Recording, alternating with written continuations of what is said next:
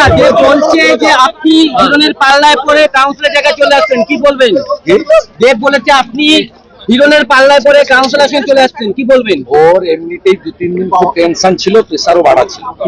23 তারিখ সকালে কি বলবেন, তারপরে সকালবেলা দেখার পরে স্বাভাবিকভাবে কথাবার্তার অসংলগ্ন খারাপ হচ্ছে এবং স্বাভাবিকভাবে এটাকে একটু ক্ষমা সুন্দর দৃষ্টিতে দেখাই ভালো। তাহলে আপনাকে মুখ্যমন্ত্রী রূপে দেখতে চাইছে দেব? দেব কি তাহলে আপনাকে মুখ্যমন্ত্রী রূপে দেখতে চাইছে?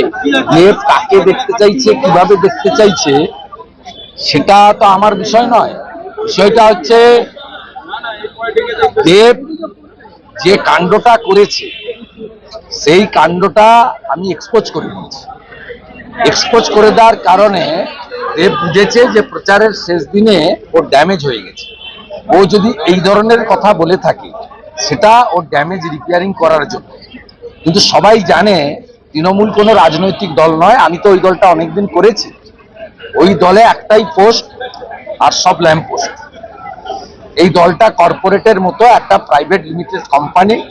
যেমন রমানাথ গোয়েঙ্কা ছিলেন, মারা যাওয়ার পরে সঞ্জীব গোয়েঙ্কা চেয়ারম্যান হয়েছেন, সঞ্জীব গোয়েঙ্কার ছেলে এখন এমডি।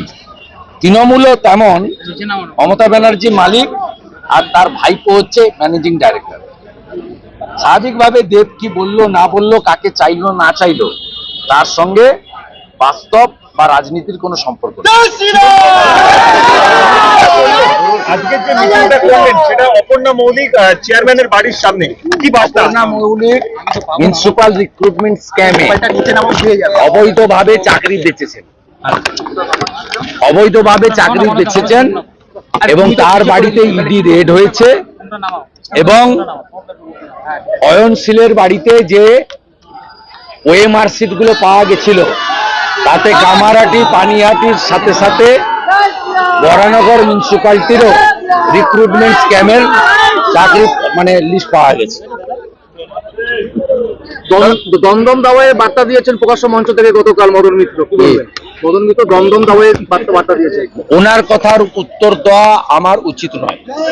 উনি নন্দীগ্রামে 21 সালে গিয়ে বলেছিলেন মমতা ব্যানার্জি যদি না জিততে পারে তাহলে আমার এইটুকু থাকবে, এইটা বাদ চলে যাবে। নন্দীগ্রামে মমতা ব্যানার্জি হেরেছেন, কিন্তু ওনার এটাও আছে আর এটাও আছে।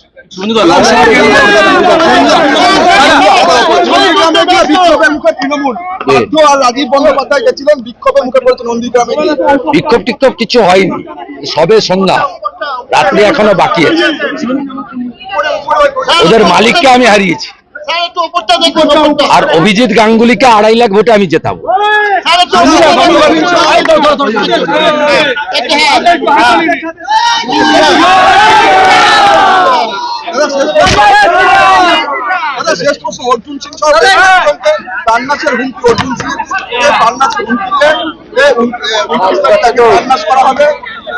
সোমনাথ শ্যামরা, সুবোধ অধিকারীরা অনেকদিন ধরেই অর্জুন সিংকে টার্গেটে রেখেছে।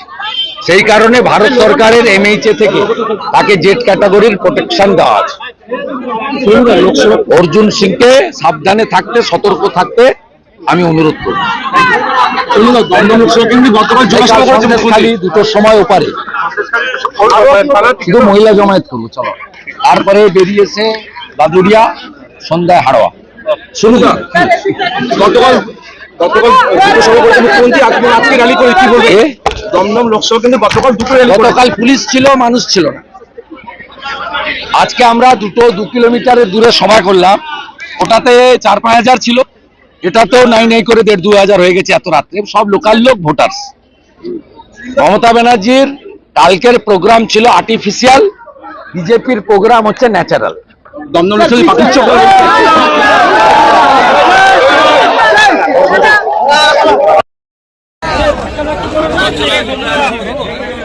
না আমরা খুলে দিয়েছি।